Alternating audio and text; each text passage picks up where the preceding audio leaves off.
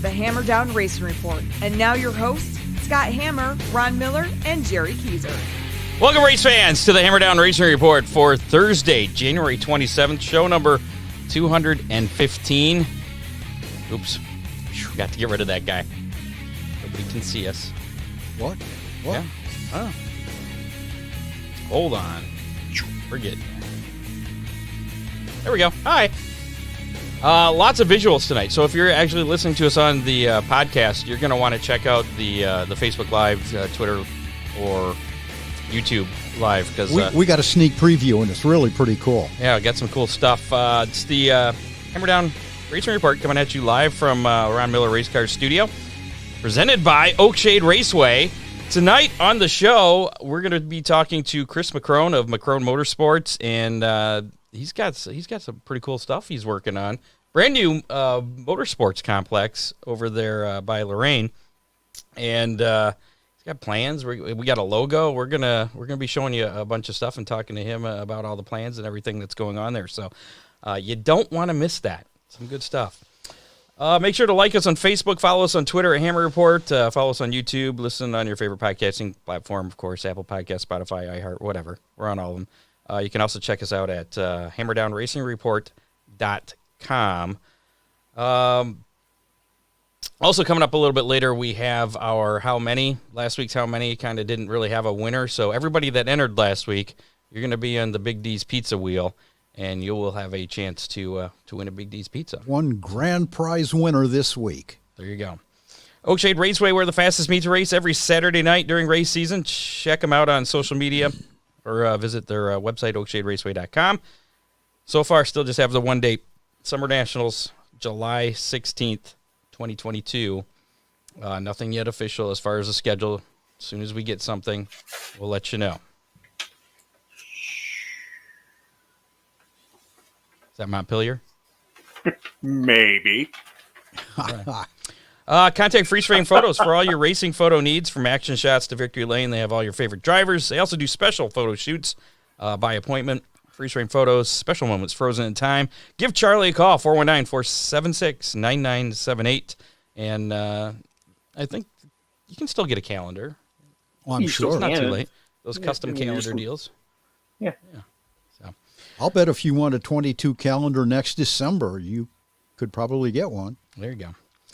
Also have to thank Big D's Pizza, Ron Miller Race Cars, Freeze Frame Photos, I already mentioned them, Dipman Motorsports, and a brand new sponsor this week, Headhunters Barber Studio and Salon in Perrysburg. Ooh. They might even trim your beard up there, Jerry. Will it? Yeah. Believe it or not, I just had it done, but I've been wearing a mask off and on all day, so it's all kinds of messy. Little wild man-y looking. Yeah.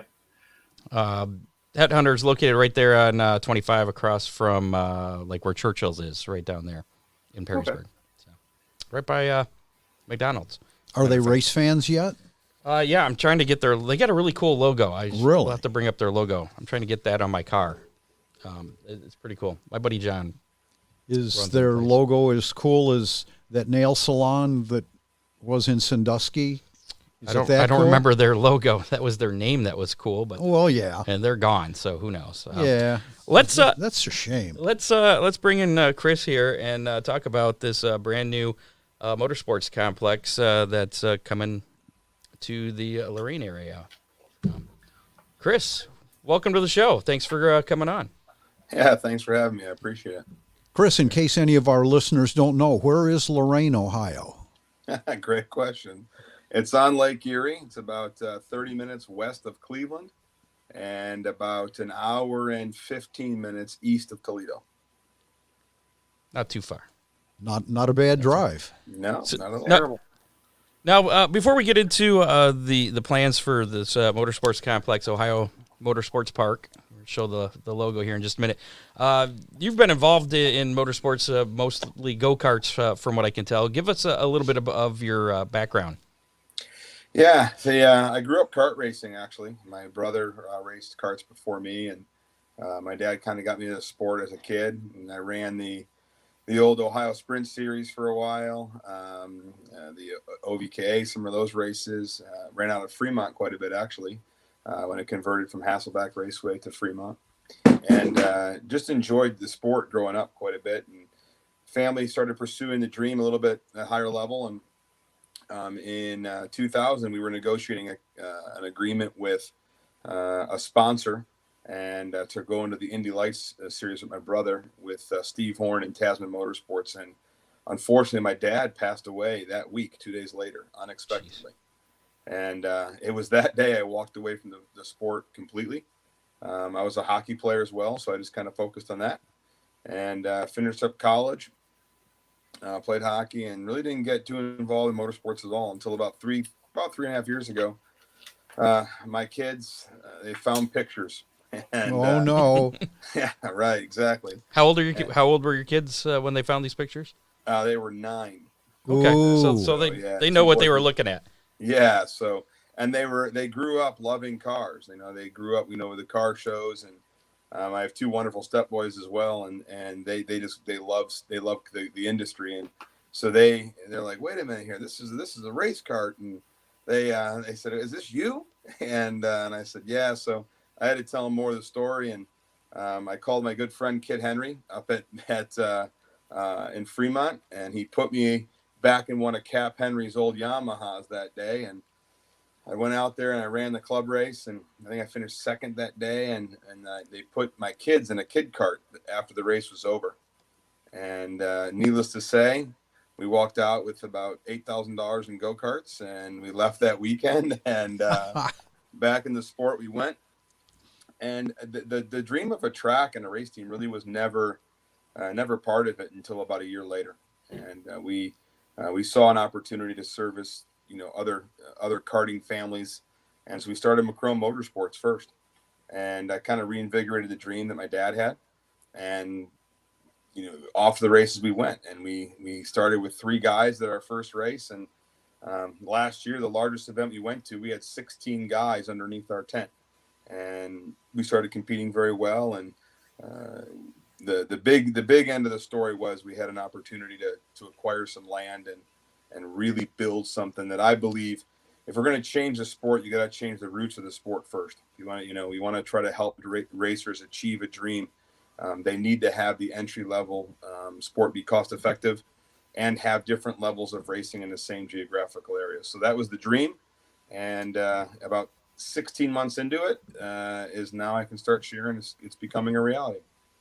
Kris, obviously your kids are older now. Are they still involved with your dream? Yeah. It's so the 2 older boys they're not into karting much anymore. They support the team and whatever we need to get done. They're more mechanical and kind of whatever tasks need to get done. But the 13 and 12-year-old, they're still both driving. The younger one is actually more mechanical and more interested in the engineering side. He really gets it. The older one is more into the driving and just the tasks. Whatever you tell him to do, he'll do. And then I have an 11-year-old daughter, actually. She's the tough one, man. She's quick story. She was racing at Fremont last year, and she got bumped off the track by somebody, and she went, full speed through the barrier, through the fence, underneath the fence, bent the fence to hell. And she got out, and the EMT said, you need to take a break. And she started crying, and I said, are you okay? And she's like, yeah, I'm just mad because I can't go out and finish my heat. So she's got it in her blood. And so we'll see what happens, but she's chasing the driver's seat for sure. So how did things start going toward this idea for a motorsports complex with a couple of go-kart tracks and eventually a dirt track, oval track as well? How'd that all come about? Yeah, so about 2 years ago, I was leaving my office. This is right when COVID hit, actually. It was like that March. And I was leaving my corporate office, and I saw vacant land, and I said, man, it'd be really neat to bring, a competitive track here, and kind of resembling GoPro down in Mooresville, where it has rental and competition on the same track. I wasn't thinking separate tracks at the time. So that's where it started the dream. We started negotiating a purchase, and we couldn't get the deal done. And we were getting close, but not quite there. But at that same time, a very good friend of mine reached out, now my business partner. He reached out to another friend of ours. They had coffee. And his name's Brad Mullins. He's the chairman of the Lorain Port Authority. And they just came back from an EPA summit where Porsche built their experience center in Los Angeles on an old toxic brownfield. And they uncovered in that discussion about how Charlotte was on a garbage dump, and how there's other facilities that have leveraged part of their property on an actual old dump. And he's like, we've got this 200-acre parcel that's 75 acres of it in different spots are old landfill. And he said, would you be interested in just having a discussion with us? And I said, sure. So we went in, we met with him in the port, and then we met with Mayor Jack Bradley, Sanford, Washington, at the time, Max Upton. And it was just a casual discussion. And then it was, I just asked them, I said, hey, if we could bring motorsports to Lorain, would you work with us on this? And Mayor Bradley was phenomenal. And Tom Brown from the Lorain Port Authority and Tiffany said, I think we can get this deal done. And so that began the negotiations. And so we made a big investment in a lot of engineering and a lot of environmental studies to make sure we could accomplish it. And we had to do it quietly because, you can imagine, Scott, you're in a spot where you have an idea in a town that was decimated by the loss of the automotive industry. And you're talking about bringing motorsports back to the town. So unless I could do it concretely, I didn't want to talk about it. So, we heard rumors about what we were doing. It was actually kind of comical what some of the stuff that we heard what we were building, but we didn't tell anybody. And until about a month and a half ago, when we had to sign a letter of intent in public form at the city. And how long before, it was, you let the cat out of the bag? How long were you planning this? Was this a year or 2 years? I worked with the city of Lorain for exactly 11 months, but we were working on the project for a total of 15. Okay. At a time where a lot of racetracks are facing backlash, it's really cool that Lorain seemed to be very strongly behind you. Yeah, they're great. Mayor Bradley and his leadership team are phenomenal. The property is in a very unique place. It's on the river. It's on the Black River. It's about a nautical mile downstream. Lorain is an international city. At one point in time, it was the largest port in all the Great Lakes. So there's a lot of history in this town. U.S. Steel was there. The porterhouse steak was invented in Lorain. Really? So, wow. There's interesting history. Are you going to be serving those at the track, concession I hope stands? So, man. but there's so much history of motorsport in Lorain, and the city's been phenomenal. And their biggest concern was, is it environmentally safe? Well, we spent a lot of time and resources to validate that. Number one. Number two is it economically feasible? For the record, we're not asking the city for a TIF. We're not asking them for a tax abatement. We're not asking them for a payroll tax deduction. The project stands on its own because we were able to negotiate a purchase price that was favorable to simply let us build the property, right? So we were able to secure 204 acres at $1 an acre. And they say, like, whoa, it's crazy. Well, this property was vacant since 1981. So they've done nothing with it. Generating zero revenue. And a lot of risk. There's guys out there in four-wheelers and dirt bikes. And, unfortunately, there was drugs being cooked on the property. And there's a lot of risk there. 204 acres is a lot of property to manage when there's no one there regularly. And so it mitigates the risk. And I really can't say enough about the city, but also U.S. Steel. There was a mortgage on a couple of the parcels. There's 7 total parcels. And U.S. Steel was gracious enough to forgive an $800,000 mortgage that the city had. They released it completely because they said, listen, although we pulled part of our business out of Lorain was great to us in our run, and we want to try to be equally as good back. So big kudos to the steel workers in Lorain County, and a big thank you to them and their organizational group. Now, describe kind of the plans and the timeline for this proposed motorsports complex in Lorain. And yes, it is Ohio. James Miner was asking here, and here's the logo that the first iteration of the logo. You are the first ones to see it. There you go. Yeah. So the timeline, we're completing what's called an ALTA survey, and I guess it's a topographical thing.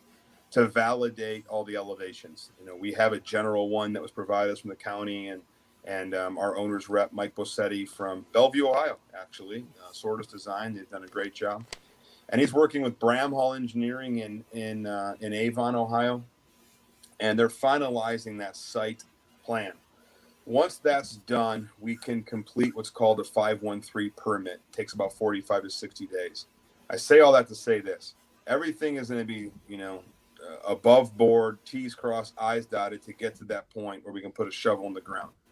It is anticipated sometime in April, but the way the project has been going with these slight delays here and there and offices being closed because of COVID and start and stop, I would say comfortably we'll be able to put a shovel in the ground by May. There's still a chance in April, but definitely by May. No. Would it be okay if we show the site plan? No, by all means. Yeah, it's not a final rendering, but it's pretty close. And it kind of describe to us the different tracks that we have here. Yeah. So the picture is actually, it's represented on a compass as well. So due north is up top, due south is below, and that's the Black River right at the bottom that you can see. So the property is on the river. Of the 204 acres that we initially have acquired, this is about 50 to 55 acres in total. We're calling it phase 1 and phase 2. Phase 1 is all of the infrastructure for both phases, and then the 2 kart tracks that you'll see there on the north side and the south side. The north side, that's a rental track. So Burrell Art, it's a factory brand out of Italy that we're a dealer here in Ohio for, and they have a phenomenal rental kart program, and we're importing 46 chassis. 42 of them will be adult chassis, and 4 of them will be 2-seaters, so we can get kids out there. And eventually, we'll bring in a junior kart. It's strictly just timing. That'll probably be in 2023. But that track is a half of a mile road course, and the rental karts are real race karts. There's caster in the wheels, there's camber. It's a 50 millimeter axle. It's a little bit larger tube frame just for durability reasons, but they'll do 55 miles an hour, and you got to wear safety equipment when you're on the track, and you actually can develop racecraft and learn the sport. And what's interesting with our facility and what we pride ourselves on is that you can see it's right next to a competition track. And why that's relevant is on the weekend when you bring in a national level race and you've got 300 karters with another 1,000 in support with their teams, and they bring in semi rigs and the whole song and dance, the renter who's out there having a good time with his buddies can actually see drivers that are the future of our big sports. I mean, for example, right now, Keelan Harvick runs in a series with us, and Kevin flies in for a lot of these events, and he's walking the paddock with them. Kyle Busch walking the paddock with these guys. Juan Pablo Montoya is at almost every single one of the rock races that run through. Rubens Barrichello just raced in Florida, and his son will runs the karting series. So they'll have a chance to meet and greet and not have to go spend a ton of money to go to a large event. These folks will be actually here running in the kart series, which is arguably probably the best developmental series for any high level of racing. And it looks like you'll have several different configurations for those road courses. Yeah, and what's not shown on this map, but it will be in the final rendering, is that there's 2 spots where the rental track and the competition track, or kart owner track for another word, they connect. So we'll be able to do a couple endurance charity races where you get different clubs that come in, and we're all, it's solely focused for charity. A lot of organizations do a great job of that. MCC down in Cincinnati, Sean Bale's group, they do a really good job with that. But you can do a 1.5 mile long track easily at that point. And it's for a good cause. Some 8-hour races, 24-hour races in karts. It gets to be a little bit comical at some point, but it raises a lot of money for a great cause. What about possibly a dirt kart track at some point. Yeah, you're beating me to the punch, Scott. Oh, sorry. I'm just saying what everybody's thinking. Yeah. So our plan is a dirt oval track. We don't know if it'll be a 1/16 or a 1/32. We don't know that yet. It was important for us to get the engineering work done on these 3 tracks first, because the smaller track, as you can imagine, is easier to place than the bigger ones. So yes, we will have a dirt track. We're insured by NKA, which is the National Karting Alliance. And Joe Janowski's been a great partner. Christian Marsh, they've been great with us. And they do a lot of insurance, both on sprint racing as well as dirt racing. And so it is part of the plan. We will have a dirt go-kart facility. We just don't have it on the rendering yet because simply we got to get these 2 buttoned down in the next 2 weeks first. A lot of our listeners are stock car people. Talk to us about that oval track down on the southwest side. Yeah, so Mr. Hammer brought up a good point and said, where are the pits at? So pardon you'll have them, I promise. No, so this is just a rendering, right? So we have an updated one. It's just not as prettied up as this. Yeah, but it's a 3/8 dirt oval. And we anticipate the grandstands to hold between 20 and 25,000 people. Similar to Eldora, we want to kind of have it the horseshoe environment where one end of the track will be kind of stair-step grass, more general admission, bring a blanket, bring your own chair, kind of hang out. We're praying and hoping that it's an opportunity to bring in the All-Star Circuit and WKA, obviously our local club races. We want to have a weekday club race as well as weekend stuff. The pit and paddock area will be large enough to support an event going on there as well as a karting event, although it's not on this rendering. I commit to you, Scott, when the final rendering is done, I'll send it to you. Whether I'm on the show or not, you can show it to your listeners. But it's our goal is to have many different series run through here, right? And we want to partner with the other clubs that are around us. I mean, you've got Fremont's a great facility. The Lorain County Speedway is a great. So I was on the phone with Randy Maggio today, and one of the things I get all the time when everybody was spreading rumors about what we were doing is we're not in competition with you. We believe a rising tide will raise all ships. I mean, you want to make a sport great, give them an entry point. I mean, not everybody has the resources to get out and go do what Jerry just showed me and show me a dirt truck, right? They don't even know where to begin. But if you can come and race a rental cart for a while and start meeting people like yourselves and having great conversations, well, now you've got an entry point. And maybe you start renting for somebody. Then you save up enough cash and you get your own car. And now you got a place to actually go run in a club level. And that's the goal of what we're trying to accomplish. And we believe we can do that here and serve the community in a big way. I know I'm jumping ahead because the dirt track is that's a couple years out still. Yeah. But I mean, have you given thought to running just a weekly set of classes, or is that only going to be the special events with like the All Stars, World of Outlaws, or whatever? Yeah, I don't have enough knowledge into all the different series that they run. But if you had to pin me down and say what we would like to do, we would love to have a standard weekly run, right? Whether it's I call it a club series, right? Okay. You have your locals and so on and so forth. And then we want to have the special events that come in, right? Where so I can imagine your Thursday night Thunders, right? Where you've got them running every single Thursday night for 22 weeks, right? And great. Or 18 of 22 weeks. And then on your weekends, you run different series and you support what you can. We want to make sure, A, it's feasible for people to come. B, some of the races, we want to have big purses. Give people a chance to earn some dough. There's nothing better than when you walk out of a track. I don't care how large the check is. If you get a check, period, it's a great night. and then lastly, really give the audience a great show, right? So if people can come in and park easy and it's clean and the facilities are nice and there's nice bathrooms and there's nice concessions and maybe there's a restaurant on the property, right? So Porterhouse Steaks. There you go, right? So there's things that you can provide. We want to provide a world-class experience. That is the most important part. for those individuals that have gone to Disney World, you never see somebody cutting the grass at Disney World, right? Well, same thing here. We want people to come in and experience a world-class facility and never know when the work is done. Now, was there any thought given, did Mansfield getting kind of scrapped, did that have any impact? Yeah. None at all. Okay. No, this was so I'm a man of faith, and I believe kind of God opened a couple doors here to get to this point. And the bigger mission behind this whole thing is that the followers community in Lorain it's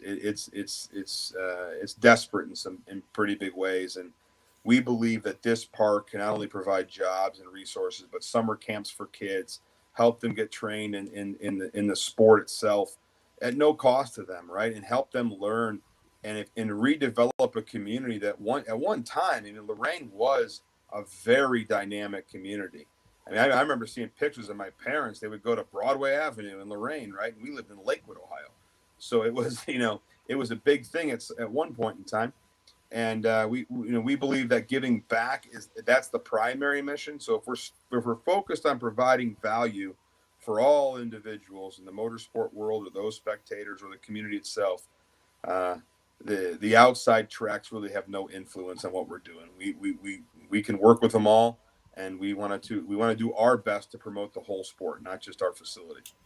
From the stock car track standpoint, you're in a really good area. Obviously, Cleveland, Toledo is big.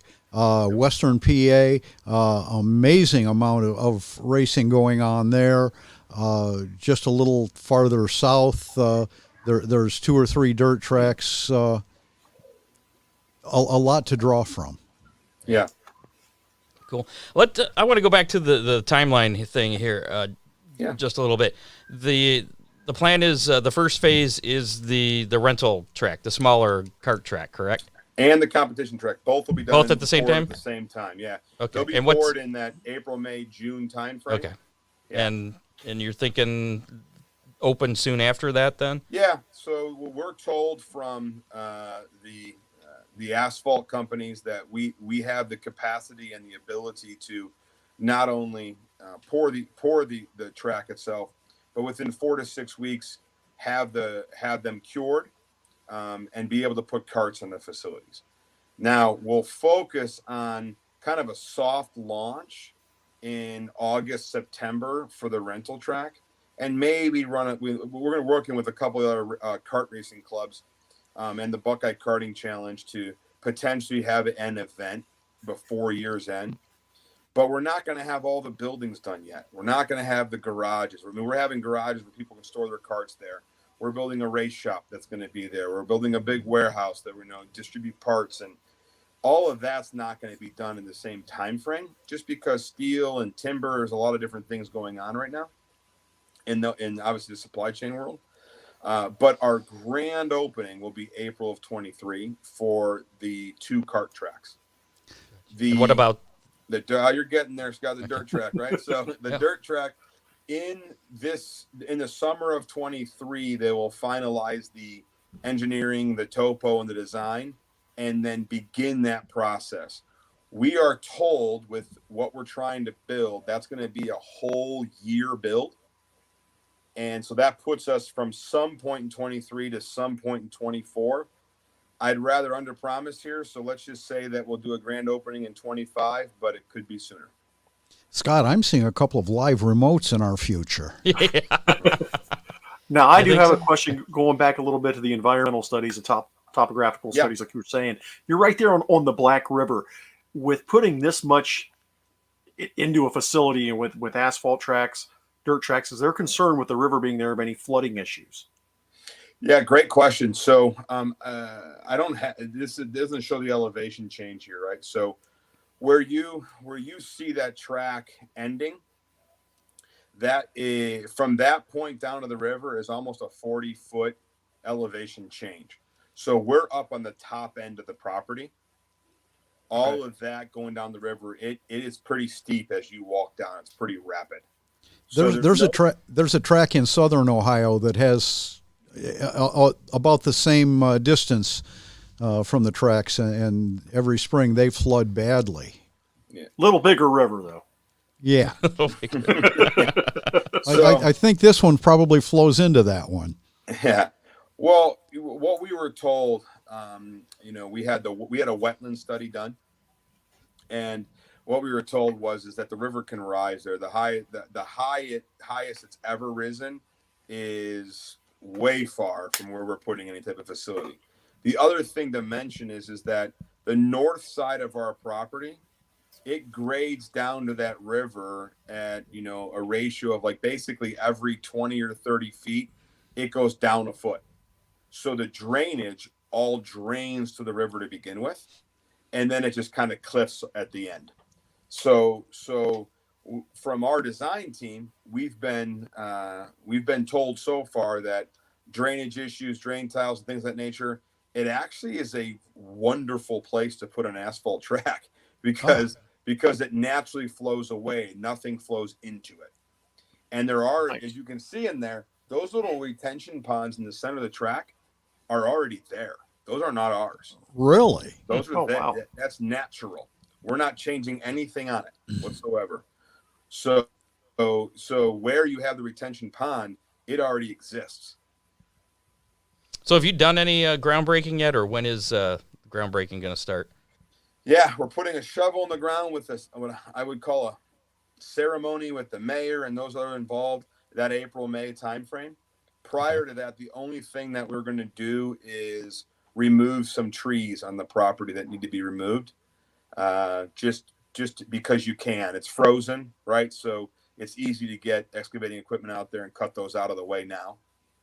But, you mean it's cold there? Yeah. My kids didn't have school today. Remember when we were kids, right? Everybody walked to school. And it was cold. Uphill both ways. That's right. Yeah, so. Stop it, Scott. Is there any government roadblocks or any other hurdles you need to clear? Or are you guys free to go and make this thing happen? I'm sure there'll be things that come up. I mean, we had there was a concern about the bird population that was dealt with in the council this past Monday.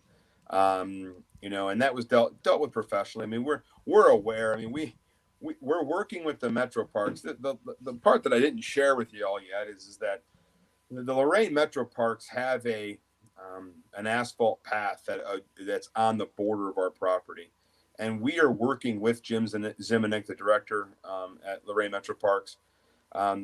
It's not in this rendering, but there's a 10-acre island in the middle of the Black River just south of that track. And so the east side of that property, we're working with him to provide an easement, a road, a parking lot, and then they want to build a bridge to Monkey Island. What it could provide for is... I like the name. Yeah, isn't that cool? So I had a friend of mine that said, hey, I'll open up a brewery over there called Monkey Island Brewery. And I said, hey, nice. It's an opportunity, right? But the bridge will provide access to the island, and the Metro Parks are interested in putting an outrigger shop out there, kayaks, paddle boards, maybe some jet skis. I'm trying to convince them to put a zip line course in where we go back and forth across the water, right? So, but those are all things that the Metro Parks, they can work with the Army Corps of Engineers, just like we have to, but they can get a lot more done because they're a governmental agency. They can get it done quicker. We're not disrupting any wetland area. We're not disrupting any of the capped land. So our process with the U.S. Department of Natural Resources, with the Ohio EPA and the federal EPA, the Army Corps, we are submitting to what's called a 513 permit, and it tackles all of that. We have to disclose everything we're doing, and they're walking hand in hand with us the whole process. So we don't anticipate any surprises, but I'm sure we're gonna hit some form of a speed bump, right? I mean, it's gonna happen. I mean, you can't do this without hitting something, and so I anticipate some level of development we're gonna have to do. All right. Well, we appreciate you giving us the time, giving us an update on the Ohio Motorsports Park coming to Lorain, not too far from here, in between, is kind of halfway between Sandusky and Cleveland. Yeah, I mean, it's Close. probably a little closer to Cleveland, okay. But if anybody recognizes, like, say, Vermilion or that area, it's the next major town. I mean, you're 15 minutes from Vermilion, so. And how can people, is there a website yet or social media, anything where people can follow? Yeah, so we intentionally haven't drawn any development towards a website or a social page yet. Sometime before the end of Q1 in 2022 here, we will launch the Ohio Motorsports page. We will launch everything associated with it. It'll all be launched, but we're not quite there yet. We wanted to get a lot of the legwork that, I'm sharing. You're the first media person, anybody that we've gone this in depth with. For the record, what was in the paper is because they heard us speak at the event, not because they wanted to talk to them. So, this is step one. But we're looking forward to the opportunity of really sharing things with a big bang, right? And, sharing our partners. We're obviously a dealer in the sport, and we want to share our partners along the way. And we look forward to working together with them. So sometime by the end of March, you'll see Ohio Motorsports Park on all the social pages. Website will be up, and we will share updates along the way. And we think we're probably going to create a video along the way too to kind of draw some attention. And we're working with a media partner on that right now. Excellent. Definitely keep in touch with that, and we'll share out the links and everything for all that. And I'm pretty excited about another racetrack. Very cool. Yeah, you'll be the newest racetrack in Ohio. Yeah, Jerry, we'll get you. I envision us doing a remote there. So yeah, I'm sure you do. What was that, Kris? I said, Jerry, you got to come out to one of our races. You can commentate for us. Call the shots. Absolutely. Yeah. Any of us can. Ron likes to talk too. Oh yeah, he does. Not me. I love it. All right, Kris. Well, we appreciate the time again, and good luck with everything, and definitely keep in touch. I will, for sure. As we get some things that are worth sharing, I'll send them your way. All right, sounds good. Thank you very much. Have a good day. All right, Thanks, we'll Kris. see you, Kris. There you go, Kris McCrone of Ohio Motorsports Park. Pretty ambitious plans. I'm looking forward to that. Again, Scott. I know. Obviously, I'm excited about news. the dirt track, the 3.8-mile dirt track coming, but I got to wait a couple years for that. Well, I'm thinking It that sounds like that I may have an announcing job already. There you go. I'm thinking that go-kart rental could be a real hoot. Well, and that's a That cool could thing be- too.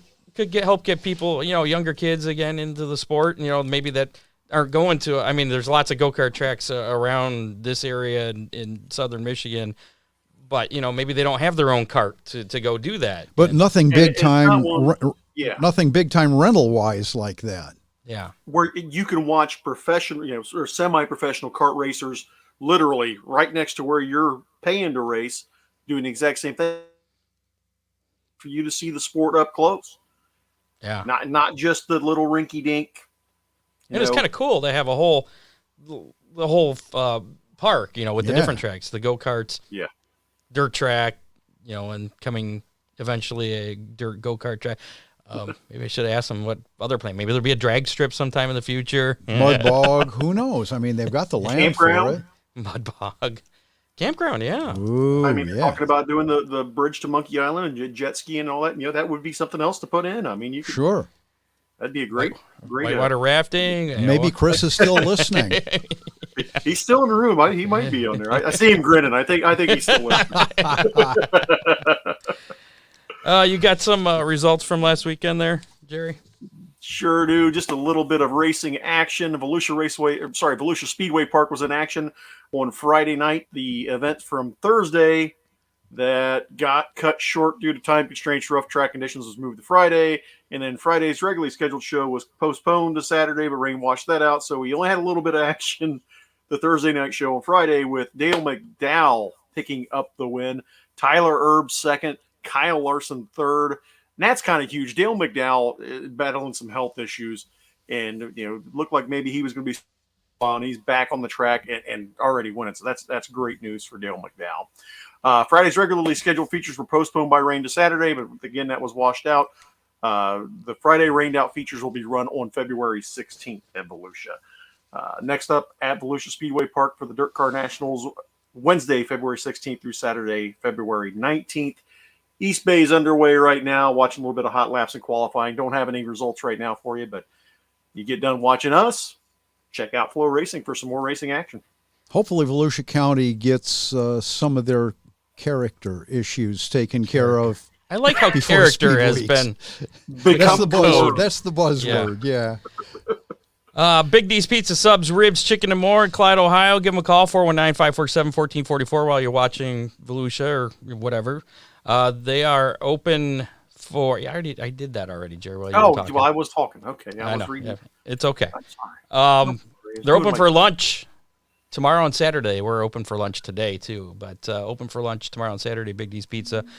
You can order at orderbigdspizza.com. Also, don't forget to check out the new cheese and pepperoni pizza bites served with the side of marinara sauce. Also, Ron Miller Race Cars. I know those guys. 734-856-7223 Race Cars, parts, safety, equipment, service, everything a racer needs. Except for pizza, which you get at Big D's. Pizza. Yes. That's a good point, yeah. Smooth, Jeff. Very. Got a little bit of racing news to get to here before we give away a Big D's Pizza. Circuit of the Americas is undergoing a repaving project. Repaving turns 12 through 16 and building a concrete pad to reinforce areas at Turn 2 and Turn 10. First race that's going to be on, that's NASCAR race coming up on March 25th through the 27th that weekend. So they just built that track and they're already repaving things. It's making it better, right? They're reinforcing it. Maybe they found that the cars were a little heavier than they expected. Yeah. NASCAR Hall of Famer and three-time NASCAR Cup Series champion Tony Stewart will join the Fox Sports broadcast team for the first two NASCAR races of the season. He'll join Mike Joy, Clint Boyer on the Fox Sports call the inaugural Busch Light Clash at the Coliseum. That's coming up on Sunday, February 6th. That's a week from Sunday, isn't it? Yeah. Holy cow. And the 64th running of the Daytona 500 on Sunday, February 20th. It'll be interesting to see because wasn't he kind of pissed off at NASCAR? Kind of. I've been thinking about this whole dynamic. Is he going to advertise his SRX series during the NASCAR races? And that's a CBS thing. But, come on. All of us know that Tony is 100% politically correct. Yeah. Absolutely. That's like the woman at Fort Wayne he told to kiss his ring finger. Okay. Asterisk. I'm sure Fox didn't do that to try and get any ratings or anything. Not at all. No. Austin Cindric, Harrison Burton, Chase Briscoe, and Haley Deegan, all part of the Ford Performance Program in NASCAR, will pair up in two Ford Mustang GT4s for the IMSA Michelin Pilot Challenge season opener, the BMW M Endurance Challenge, which is coming up on tomorrow. Today's the 27th, isn't it? Yeah, January 28th, tomorrow. It's race season, kids. A day later, Cindric will step into the number 15 Proton USA Mercedes AMG GT3 and race in the new GTD Pro class at the 60th Rolex 24 at Daytona, which tips off the IMSA WeatherTech Sports Car Championship calendar. Now, is that going to be the fourth class, do you think, Scott? I don't know. There's a lot of classes. Typically, there'd been three classes. There's at least four. I was actually reading an article on all the different classes. There's at least four. Lucas Oil Late Model Dirt Series gets going for the first time in 2022 at Golden Isles tonight through Saturday. They had practice yesterday. I didn't watch any of that, but I saw that they were practicing. So Lucas Oil Series is kicking off, and currently Kyle Larson is quick time. Devin ran second. Thanks, Dave. Ooh.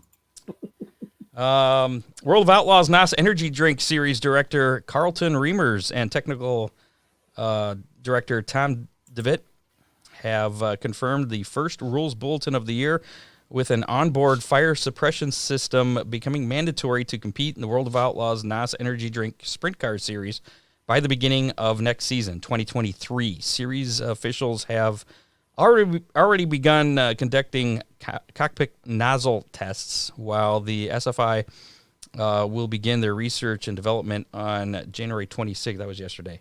As previously stated, a specification is expected to be finalized by late spring or early summer. Fire suppression systems will then be mandatory for all World of Outlaws races, starting with the season opener next year. Ooh. What do you think about that? The late models, isn't it mandatory in the late models? Wasn't that a dirt car rule? Yeah. Okay, so they've had it for a little while then, Right. with the late models. So now the sprint cars joining it. What do you think of that for the sprint cars? I know your opinion. What's your opinion of it for the late models? I don't know. Okay, then. Well, Yeah, I think there's still some issues that haven't been fully addressed, and more engineering should be forthcoming. well, they got a year. You think they'll Yeah. get it worked out? I don't know. Are they going to be adjusting the weight on the sprint cars?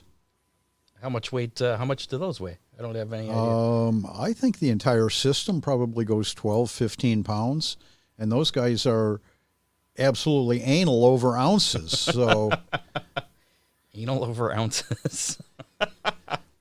Okay. yeah, I don't know. They don't get to choose where they mount it, or do they? you know, when the late models went to door plates and fire systems, they added 50 pounds to the weight of our cars. And that affected the handling a lot, Not a lot, but noticeably. yeah, technology has changed so fast, Scott, that it's really hard to quantify that one. NASCAR officials have updated the Cup Series rulebook concerning penalties for violations to the new next-gen race car. Teams will still be penalized under a tiered system, which is now levels L1 to L3 infractions. Harshest L3 penalties for modifications to the next-gen car or any parts from the vendors includes not only the loss of playoff points and crew member suspensions, but possible postseason ban. Ooh. So I don't think NASCAR wants anybody to tinker with the new cars. At least that's what it sounds That's like. pretty straightforward. Yeah. Mike Harmon's penalty. Remember we talked about his team getting penalized for doing that exhibition deal at Rockingham. Was it last fall? I think Right. it was. NASCAR penalized them, saying it was a test session, an unauthorized test session. Well, they've rescinded part of that penalty after an appeal. The $50,000 fine and the 6-race suspension for crew chief Ryan Bell were both rescinded after the last appeal there. The team will still be assessed a loss of 75 driver and 75 owner points. That's significant. So, yeah, that is still significant. But Two races if you win both of them. I mean, Yeah. $50,000, that's a lot of money, though, too. yeah, but the points are going to hurt if he can't make it in the playoffs. Because Mike Harmon's not one of the big money teams That's and a true. front runner. For him to make it into the playoffs, every point that he gets through the season is huge. And for 75 points to be taken right off the bat, you basically tie the team's hands right off the bat for the season. One last thing I want to mention. This wasn't in your prep because I added it after I emailed that to you tonight. Dwayne Hancock, I found out after last week's show, was up for Auto Racing Promoter of the Year for his the Attica Fremont Championship Series. The RPM, yeah. Yeah. So I don't know if you noticed other names on that list. I didn't look. I was hurrying to try and do the prep tonight. So Larry Bose was also Was on the he list on there? Ah. Yeah. okay. So, but there's the link to other big names. the link to vote is it's on our Facebook page. Dave shared it last week after the show, so I think it's a couple Vote for posts down. Dwayne. But, yeah. There's not Dwayne deserves anybody on the planet that I can think of that does more for racing. Absolutely. And not just at Attica and Fremont. He'll go to Limaland at their money, Waynesfield. He'll show up at Montpelier, the Rumble, you name it. Dwayne helps racing everywhere. He even gave in to Ron's request for late model. What was it? He did something for the late models. Yeah. Well, he helped with the Attica Oakshade Lake Model. Is that what it was? Yeah, I think it with Dirt was. Nerds. And Napa, Brian, that's his deal too. So, yeah, I mean, you name it. Dwayne loves racing, and I've seen him help stock car guys and stuff like that too. I bet if I begged him, I'd get him to put a little something on the RK1, but You're too busy announcing. Yeah. that's just it. But it's what I'm saying is Dwayne is very deserving. So if you haven't voted for him yet, head over to the RPM promoters website and vote for Dwayne Hancock for Promoter of the Year. I might have some room for some logos on my car for next year too. On the Ocho? Yeah. Really? If he buys some new sheet metal for it. Just saying. Just saying. Sheet metal's cheap. How about Yeah. How about Not anymore. how about we give away some Big D's pizza? Ooh. It's always fun. Last week's Big D's how many deal was the winning car number at Volusia on Saturday night, the World of Outlaws. Rain kind of won that. Nobody guessed Rain. So what we did was I put everybody's name in on Put the our Big- names in too? I did not. I did not. Put everybody's name that entered last week. Anybody that made a guess is on the Big D's pizza wheel. There's a lot of slices. We got a lot of slices to cut up here. So we're gonna spin the Big D's pizza wheel and find out who's gonna win that Big D's pizza from last week. So should we give that a spin, Jerry? You want to give that a spin? You ready? I can't see you, so just say yeah. Yeah. Okay, there Do we it. go. There we go. Good luck, everybody.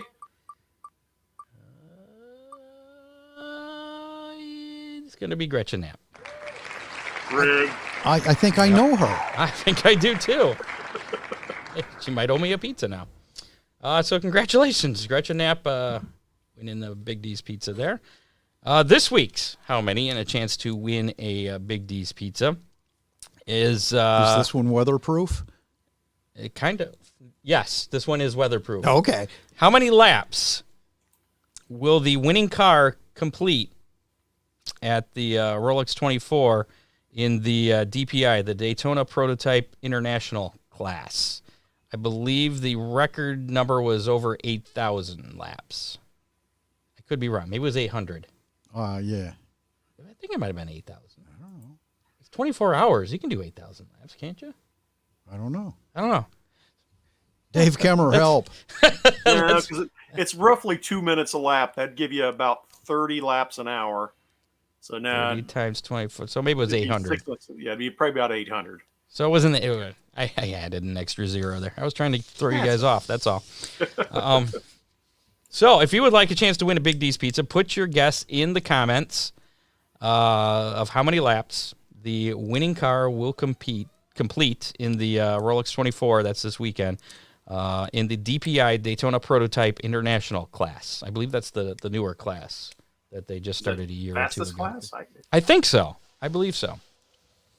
Not entirely sure, but I think so. I think we did this one last year too. So we didn't have a winner yet last week. Do you want me to guess first since we didn't have a winner last week? Well, you went first last week and we didn't have a winner. It's only fair that you go first, dude. Then I'm going to go with 800. Ooh. Because it's got an 8 in it, and 8 is a good number.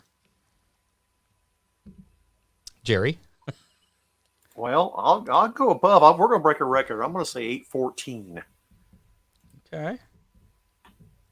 What do you got, Ron? 720. Going low. Wow. All right. I see some of the guesses coming in. So far, the highest is Scott Warner. Apparently, nobody thinks that they're going to get that many laps, Jerry. We've guessed too high. We'll see. Hey, we did miss something in news. Oh. Montpelier Motor Speedway, the Boss Wingless Sprints will be taking to Montpelier Motor Speedway on April 23rd. It will open the season for the Boss Sprint cars in 2022, and it's the first time back for the Boss Tour in a few years. So excited about that to see the non-wing sprints back at Montpelier Motor Speedway. How do you get all this inside information, Jer? It was on their website. Wow. No, I'm on their Facebook page. Well, I mean, Larry put out a release. And Larry sends him information. And I get releases regularly. My work schedule was messed up today, so I was cramming in my prep there after work, and then there was an accident on the way home, so it took me forever to get home.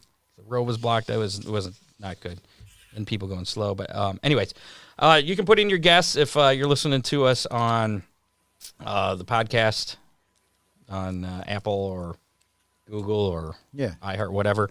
You have until 1:30, I think, is when they start the race. If not, it's still close enough.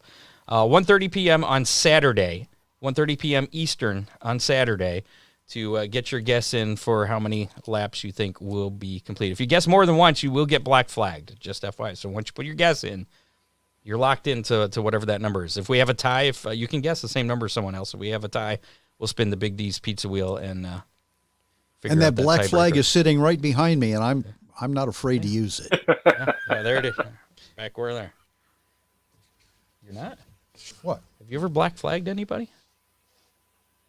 I've been the result of a black I know. flag. I know He's that. one or two.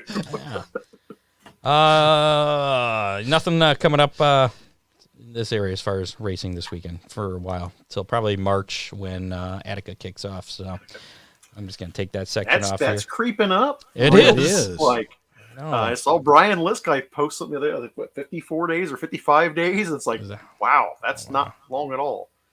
Next week is Groundhog Day. Oh, goody. February just flies by. I hope so. I need some warm February days so we I do. can pull my motor out in my unheated garage. Thanks to associate producer Dave Kemmer, correspondents Matt Swander, John Young, Doug Dock. Next week on the show, we got a special treat for you. Jerry Keyser helped set that up. Actually, he more than helped. He set that up. Jack Hewitt will be joining us. And this will be a good show. You think so? Absolutely. I'm thinking. I hope it doesn't end up like Bill the Hat Man did when we. Oh, no. Absolutely not, Jack.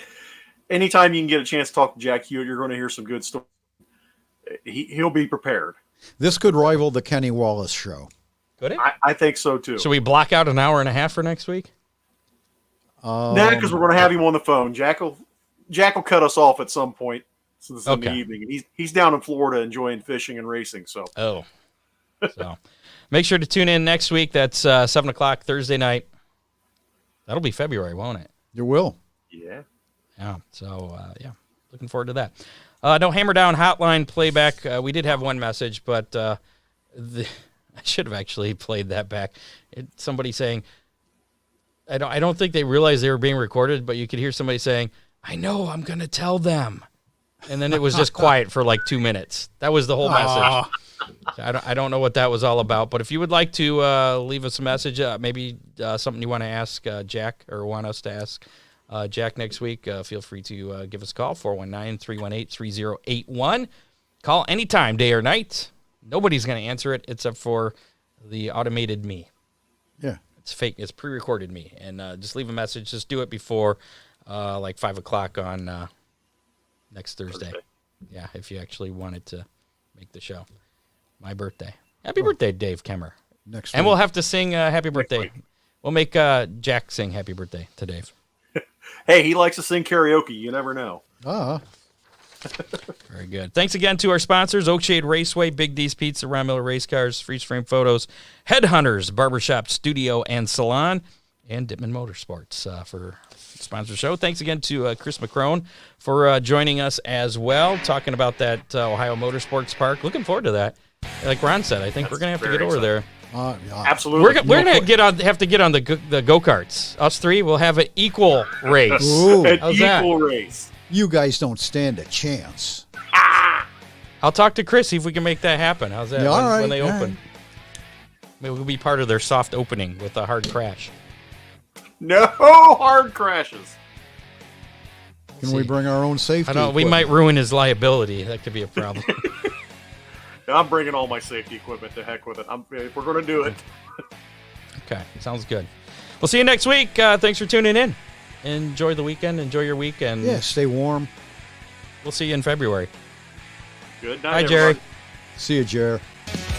You have been listening to the Hammer Down Racing Report, available on demand on iTunes, Google Podcasts, Spotify, or your favorite podcasting platform.